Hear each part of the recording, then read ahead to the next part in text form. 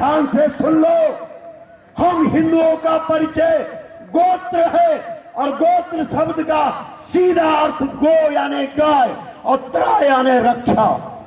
इसका मतलब जितने लोग यहां बैठे हैं, बोलो किस किस का है गोत्र, हाथ खड़ा करो।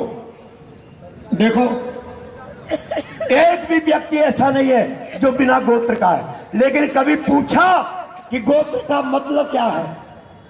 कभी सोचा कि गोत्र का अर्थ क्या है? गो का अर्थ गाय है और त्रा का अर्थ रक्षा है। इसलिए भाई बहन, इस पीठ से गौओं के लिए अनुदान की जरूरत नहीं है। हमें भारत सरकार से गौ माता के लिए मां का सम्मान चाहिए। बाकी हिंदू इतने गए गुजरे नहीं हो गए। वो हमारी जो गौ माता भारतीय नस्ल की गौ माता है, उसके लालन पालन करने में हम सामर्थ्यशाली हैं। हमें केवल सरकार से मां का सम्मान गाय के लिए चाहिए। हम लोग अनुदान मांगते मांगते 78 वर्ष बीत गए। इसलिए सज्जनों, एक मांग रखो हमारी मां को। बोलो, मां को अनुदान चाहिए कि सम्मान चाहिए? सम्मान चाहिए। हाथ खड़ा करके बोलो, सम्मान चाहिए। तो ये सम्मान की बात है। गावा प्रतिष्ठा भूतानाम, अरे ओ संसार के प्राणियों, सबकी प्रतिष्ठा गाय की प्रतिष्ठा में है। जिस दिन गौ माता को प्रतिष्ठा मिल जाएगी, उस दिन भारत का एक एक जीव, भारत का एक एक व्यक्ति प्रतिष्ठित हो जाएगा। इसलिए मूल को समझो। तुम्हारे धर्म की जो मूल जड़ है वो गाय है। हम ज्यादा नहीं बोलेंगे क्योंकि पूज्यपाद यहां पर हैं और तुम्हारे मन में जितने प्रश्न हैं उन सब के उत्तर अभी पूज्यपाद के मुखारबिंद से सामने आएंगे। भी संत महात्मा यहां पर विराजमान हैं, बहुत बहुत अभिनंदन। हमारे जो बाबूलाल जी हैं, हमारे ताराचंद कोठारी जी जो अनेक वर्षों से हमारे अग्रवाल साहब, राजकुमार, गौ माता, गौ माता, गौ माता, माँ। बहुत जोर लगा के बोलिए ताकि पता चले कि हम राजस्थान में उपस्थित हैं।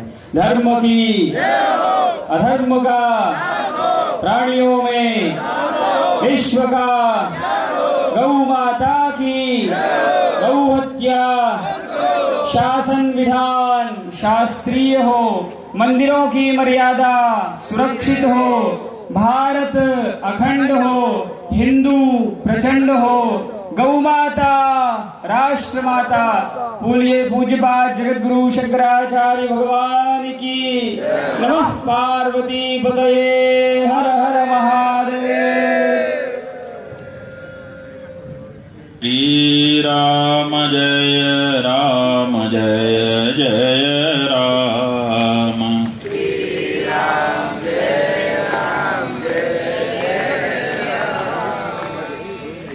धर्म की, अधर्म का, प्राणियों में विश्व का, गौ माता की।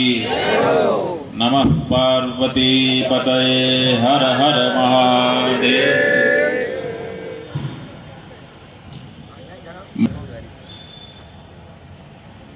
सभा चलेगी ऐसा बताया गया था। बात सही है, 3 बजे तक सभा चलाई गई और अब हमको मौका दे दिया। अब हमारे सामने कुछ भूखे लोग हैं जिनको भूख लगी है, और हमारे पीछे भजन लाल हैं जिनसे हमको अपनी बात कहनी है आप लोगों के माध्यम से। अब भूखे और भजन होता है? नहीं, दोनों नहीं होता। इसलिए विस्तार से नहीं, संक्षेप में ही हमको अपनी बात कहनी पड़ेगी। ये हम समझ रहे हैं परिस्थिति के अनुसार। आप लोग ज्यादा धीरज मत खोना। बंधुओं, अभी जब आप हमारे महाराज जी के भजन पे नाच रहे थे तो देख करके हमको भी बहुत अच्छा लगा। एक क्षण तो ऐसा आया कि हमको लगा कि हम भी नाचने लगे।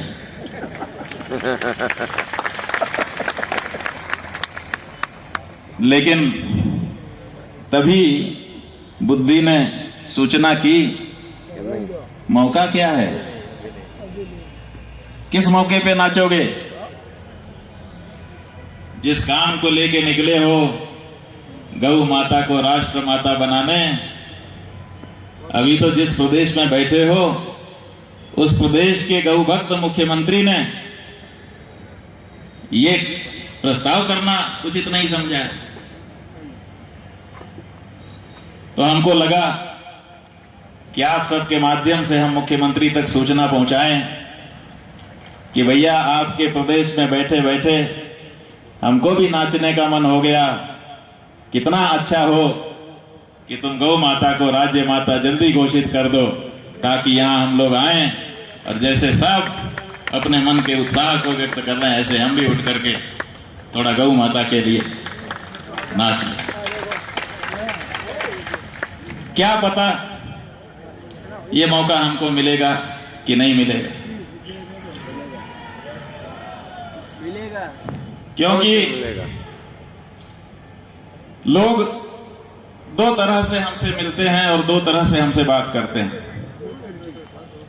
हमने बहुत लोगों को देखा, जब हम कोई बात उठाते हैं तो बहुत से लोग हमको टेलीफोन करते हैं, बहुत से लोग हमको प्रतिनिधि भेज करके बात करते हैं, बहुत से लोग हमसे मिल करके बात करते हैं अकेले में, कहते हैं हम आपके साथ हैं। लेकिन क्या करें, हमारी अपनी कुछ मजबूरियां हैं जिसके कारण जो आप कह रहे हैं खुल करके वो हम नहीं कह सकते। पता नहीं यही बात कहीं आपके प्रदेश के मुख्यमंत्री की तरफ से ना आ जाए कि क्या करें, हम तो बहुत गौ भक्त हैं लेकिन हमारी अपनी मजबूरियां।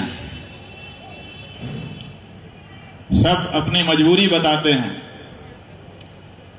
ऐसी कौन सी मजबूरी हो सकती है कि व्यक्ति अपनी मां को मां कहने में संकोच का अनुभव कर जाए? हम नहीं समझते। वो बेटा कैसे बेटा कहलाएगा जो अपनी मां को मां कहने में संकोच खा जाए? अरे हम आप सरकार से मांग क्या रहे हैं? सोना चांदी, रुपया पैसा, पद प्रतिष्ठा? हम क्या मांग रहे हैं? हम ये कुछ नहीं मांग रहे। अरे हम तो अनुदान भी नहीं मांग रहे हैं। हम तो केवल ये कह रहे हैं कि हमारे बाप दादा जिसको मां कह के आए, हमारे वेद शास्त्रों ने जिसको मां कह करके पुकारा, बस उस हमारी माता गौ को आप जरा अपने प्रस्ताव के माध्यम से औपचारिक रूप से मां कह करके बुला दीजिए। इससे ज्यादा क्या मांग रहे हैं? लेकिन इतनी सी मांग भी सरकारें पूरा करने में विलंब कर रही हैं। अगर ये विदेश की सरकारें होती, अगर ये आक्रांता सरकारें होती तो हमको समझ में आता कि ये हमारे विचार की नहीं है, इसीलिए इनको दिक्कत हो रही है। लेकिन वो सरकारें जिन्होंने हमारा ही मत लेकर के अपने आप को सरकार के रूप में सुस्थिर किया है, अगर वो भी हमारी भावना के अनुरूप शब्द का उच्चारण करने में संकोच करने लग जाएं, तो हमको ये मानना पड़ेगा कि ये हमारी सरकारें नहीं हैं। और जो हमारी सरकार नहीं है, जैसे उनको हमने देश से बाहर भगाया, ऐसे ही इनको भी गद्दी से उतारने के लिए हमको तैयार रहना चाहिए। हम एक ही बात कहना चाहते हैं, आप बताओ, हम आपको अपना भाई अपनी बहन कह करके संबोधित करें, मेरे प्यारे भाइयों बहनों, कर सकते हैं, लेकिन ये तो बताओ कि कोई व्यक्ति आपस में भाई बहन या भाई भाई होता कैसे